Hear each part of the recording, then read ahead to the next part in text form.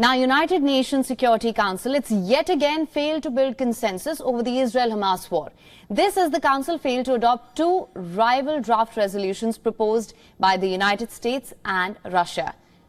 UNSC has now been unable to pass 4 draft resolutions in all on the ongoing conflict within 10 days. So what were these latest 2 resolutions that the Council could not pass? We'll tell you all you need to know about this in the next few minutes. Now, the US-led resolution, it calls for pause in fighting rather than a complete ceasefire to allow humanitarian aid access to Gaza. Now, pause, it's less formal, shorter than a ceasefire, of course, and the US draft mentioned that the inherent right of all states to self-defense. Now, it called for compliance with international law and for Hamas to release all its captives. Permanent Security Council members, China and Russia, vetoed the US resolution. 10 members voted in favor, while there were 2 abstentions, one from Brazil, the other from Mozambique.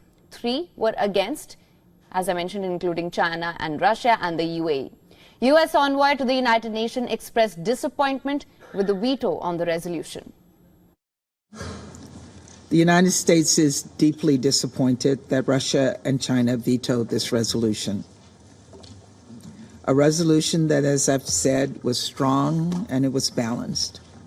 That was the product of consultations with members of this council. We did listen to all of you. We incorporated feedback and we worked to forge consensus around a resolution that would send a clear message to the world. That's what Linda Thomas-Greenfield had to say. Now let's see what the Russia-led resolution was all about. It called for an immediate, durable and fully respected humanitarian ceasefire. It also condemned all violence and hostilities against civilians.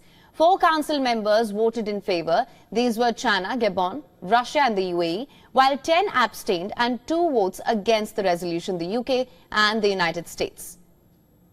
Now, Russian ambassador also showed regret as the resolution could not garner enough votes to be passed. We regret the fact that the Security Council was not in a position to use yet another opportunity given to it to respond to the unprecedented crisis in the Middle East. The reason why we believe the US draft to be categorically unacceptable is something that I've already laid out in detail. It is very unfortunate that members of the committee that have dug into the national positions were not brave enough to display strategic wisdom and support the Russian proposed text.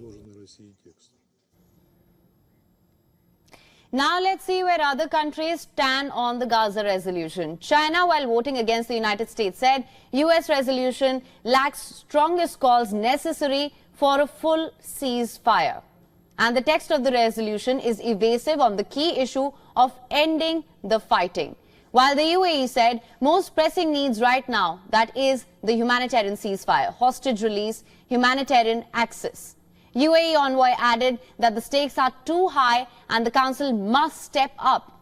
On the other hand, the UK expressed disappointment as the US resolution was vetoed. It said Russia's draft failed to recognize Israel's right to self-defense. And with the United States resolution, UNSC could have condemned Hamas attacks. Now, as UN debates the issue, let's tell you how a UNSC resolution gets adopted, just for better understanding. The resolution, it must be supported by at least 9 out of the 15 council members.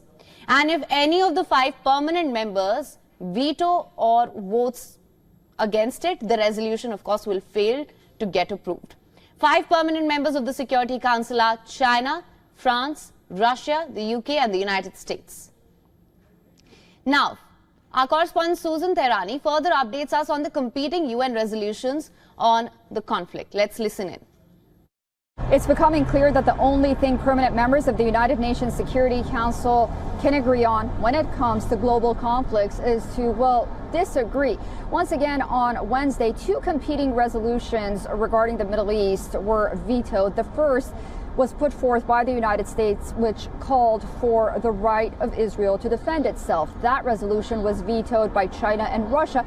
And then Russia put forth a resolution calling for an immediate ceasefire. That was vetoed by the United States and UK. Of course, these developments come just one day after a contentious high-level meeting at the Security Council where After the meeting, Israel's ambassador to the United Nations called for the resignation of UN Secretary General Antonio Guterres after, during his speech to the Council, Guterres said that the Hamas attacks against Israel did not happen in a vacuum. We are now getting reports that some member states have been talking about putting forth a draft resolution at the General Assembly for a emergency session. At the General Assembly, there is no veto wielding power, and while those resolutions are non-binding, member states insist that they do carry political weight. Susan Tehrani reporting from New York for WION World is One.